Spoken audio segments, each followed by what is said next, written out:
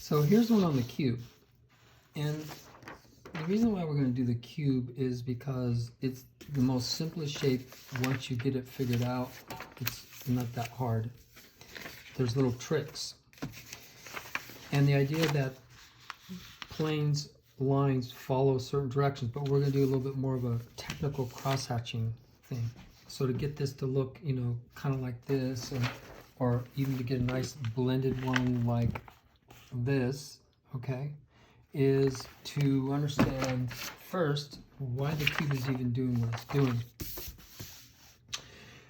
What it's actually doing is coming from a place, so I'll do really light horizon line. We don't have to do this, okay? This is perspective. We'll get this later. So I always start with the vertical line closest to me. So that's the front of the cube, okay? And I'm going to go up. Actually, this should be further over here. So I'm going to go up to this line. This is the principle. This is, you're not going to have to do this, okay? But I'm just going to show you where this comes from. So if I go from here to here, so I'll do this without a ruler, which is a little tricky, because notice my lines aren't straight. And I'll come up to here. So basically what the cube is doing is the sides are on an angle. So this is higher, this is higher. This is the side of the cube. And on the right side of the cube, it goes to the right side of a vanishing point. We won't do that yet. This goes to here. And then this goes to here, which goes to there. The back of the cube, which is always the hardest, we have a tendency to make houses out of cubes. So one of the things I saw with some of the cubes is that our lines, these lines weren't straight. So if your cube goes like, let's say, this, that's kind of not really a cube, is it? It's someone's house. So, and this is common, trust me. We sometimes get this one right, but look, perfectly vertical.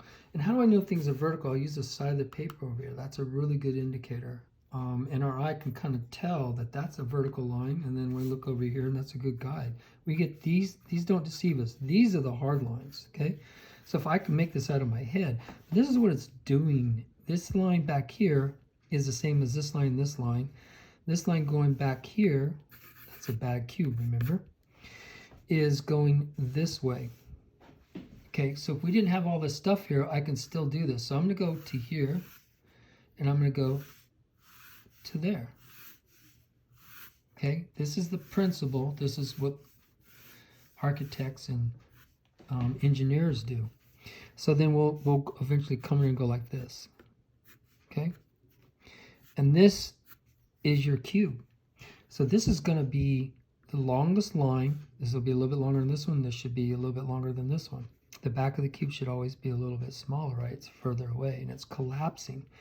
So you can say parallel lines is another way to do a cube. So parallel, without all these lines, I can do it. I go slightly up.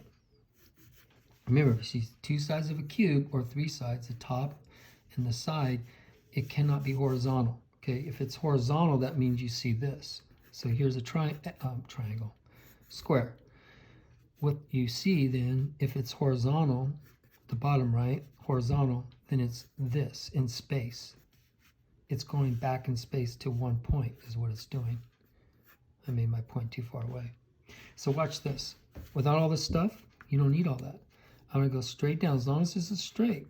And then if I go like this with my wrist, it's going to be hard to make it straight, huh? So I'm going straight down. I'm pulling down. Boom. It's almost there. Now remember, this is the one that goes, if this line back here is I think is easier to do than this one. If I look at the idea of this without even knowing all this, just make these parallel. You can't go wrong if you make them parallel, but if you make them grow, it'll be really bad, okay? So growing means, so when I look at this one and I look at this one and I like what it's doing, I'll look, as I do this one, I try to match this. So here's the pencil, here's the lines, here's my next line. See the shadow? That kind of gives me an idea where I need to go. So I'll go like this. I'll lightly go like this, and I'll throw it out further than it needs to go a little bit. And I'll come over this one, and let's say I have a tendency to go maybe too high. You see how this is getting wider? and this feels off. So this corner is flipping up. In this case, if I like this line because it looks like this on this one, then I'll lower this one and move the bridge down. I'll call it a bridge, not a bridge. And I'll go like this. So I moved it down, see that? So now I can erase this and get rid of that. This still feels long to me. And I don't know if it's because it's too high, it just does not feel right relative to this one. So what do? I tinker with it a little bit. I come over here and I lower this. Maybe I hit here, lower, okay? And maybe this has to go lower yet. So I always come from here instead of going from here. So this gives me, and I want the back of the cube to be light, okay? So it's almost there, it's not there. Eventually what I'll do is I'll go really dark, sharp. How do I get my cube to look like this one? Interesting, right? So if I flip this over, or I can just do it. So the way this works is, I'm going to do some real simple cross-hatching, kind of, on this one. Well, I'll do this one, no, this one. So I start with the shadow side. Now I start doing wigglies. Now I don't want wigglies, so I'm going to go like this. I'm going to get, this is in my way, so I'm going to just throw the shadow right into it. So this is the projected shadow. So I'll do a real light from here to here. Super light, darker against this. The front of the cube should be light. Remember, light's coming from here. Okay, so this side, I'll go on a slight diagonal, and I'm doing uneven lines. So it's kind of organic and a little darker as it comes to me. Not much. So I'm going to do, so remember I went this way, which is follows this. Some cross hatchers, I can say that, will start off with an angle first. I don't think it really is that big of a deal. So now I'm on an angle now. So because I'm going to add layers. So it's going, they're going this way. Boom, boom, boom, boom, boom, boom, boom, boom, boom. Now I'm going to go this way. Boom. For my third layer, put a little bit more pressure. See how it's getting darker a little bit? And I like it to be organic, so I'll go like a few places a little darker and some right underneath the lip a little bit. I'm trying to do straightish lines. This is getting curved and wonky, so I'll pull it straight down. I'll sharpen this up because I really want it to come forward. So this is called pushing and pulling space. The bottom of this, as it moves away, fades. The top stays light. Back here, really important, this does not get sharp and dark. If this gets sharp and dark like this is, it comes forward. So, of course, we want it to be a little bit more noticed. But the darker I go here and then fade out, the more it looks like a shadow. Keep the edges soft. Never make a hard line on the edges, okay?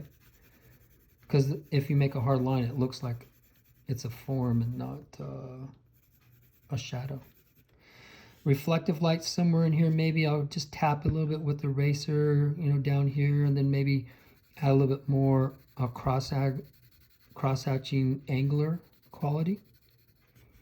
And a really nice sharp dark line on the bottom, so it says, hey, I'm sitting right here on the ground. This is called grounding the form, okay?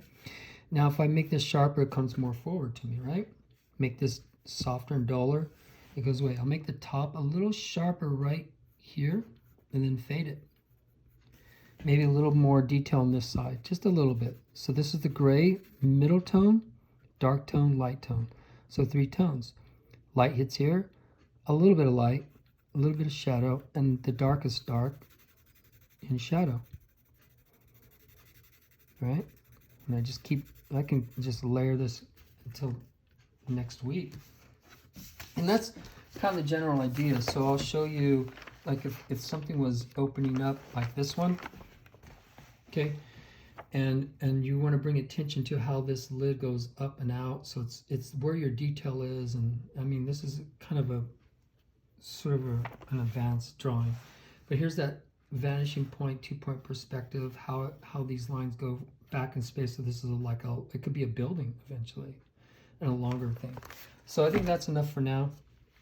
Drive safe.